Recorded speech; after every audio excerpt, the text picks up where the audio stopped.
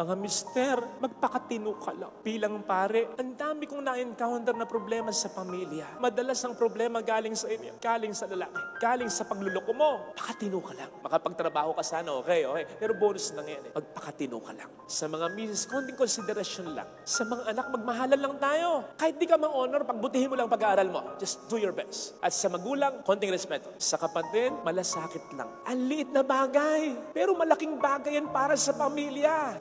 Sapagkat madalas na ibibigay natin yan kahit hindi hinihingi ng iba. Binibigay mo yan sa kasama mo sa trabaho, sa suki mo, sa kasama mo sa negosyo. Kaya malaking bagay kasi matagal na niyang hinihintay. At kaya malaking bagay kasi yan ang sasagot sa tanong ng taong nagsasakripisyo para sa kanyang mga mahal sa buhay. Yung tanong ay madalas, tama ba itong ginagawa ko? Lagi na lang ako. Kapatid, kung may pakisama ka kahit konti, sasagutin mo agad yung tanong niya. Opo, papa. Opo, mama. Oo, anak. Oo, tol. May mangyayaring maganda. Kasi kahit papaano, may ginagawa akong maganda.